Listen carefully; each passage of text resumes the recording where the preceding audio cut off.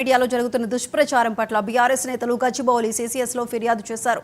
BRS పార్టీలో ముసలం చోటు చేసుకుందని, టీఆర్ఎస్ పేరుతో హరీష్ రావు కొత్త పార్టీ పెడుతున్నారని, సోషల్ మీడియాలో కేటీఆర్ ను హరీష్ రావు అన్ఫాలో చేశారని కొందరు వ్యక్తులు పోస్టులు పెడుతున్నారు. దీనిపై బీఆర్ఎస్ ఎమ్మెల్సీ దాసోజు శ్రవణ్ కుమార్ సహా మాజీ చైర్మన్లు ఎర్రోళ్ల శ్రీనివాస్, వై సతీష్ రెడ్డి, ఇతర బీఆర్ఎస్ నాయకులు స్పందిస్తూ ఈ పోస్టులపై ఫిర్యాదు చేశారు.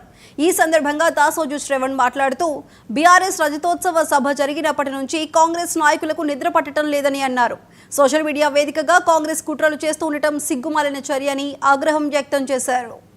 మా పార్టీ యొక్క సీనియర్ నాయకులు, మాజీ మంత్రివర్యులు, నిరంతరం ప్రజలతో మమేకమై పనిచేసేటువంటి ఒక ప్రజానాయకుడైనటువంటి ఒక హరీష్ రావు గారి పైన పెద్ద ఎత్తున ఇవాళ బట్టగాల్చి మీద వేసి అటు ప్రజల్లో కావచ్చు, బీఆర్ఎస్ పార్టీ నాయకత్వంలో కావచ్చు, కార్యకర్తల్లో కావచ్చు అనేక రకాలైనటువంటి అనుమానాలు సృష్టించి రాజకీయ పబ్బం గడుపుకోవాలనే కుట్ర ఇవాళ రేవంత్ రెడ్డి గారికి సంబంధించిన వ్యక్తులు, పార్టీకి సంబంధించిన వ్యక్తులు, ప్రభుత్వంలో ముఖ్యంగా ఉన్నటువంటి వాళ్ళందరూ కూడా ఇవాళ కుట్రలు పడుతూ ఉన్నారు.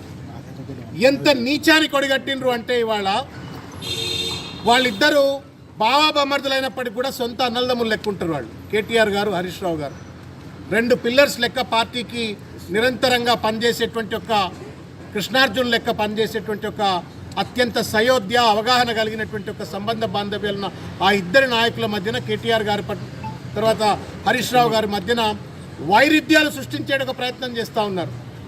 లేనిపోని చిలువలు పలువలుగా అభాండాలు సృష్టించేటువంటి ఒక ప్రయత్నం చేస్తూ ఉన్నారు. అసత్యాలు, అర్ధసత్యాలు ప్రచారం చేసే ప్రయత్నం చేస్తూ ఉన్నారు.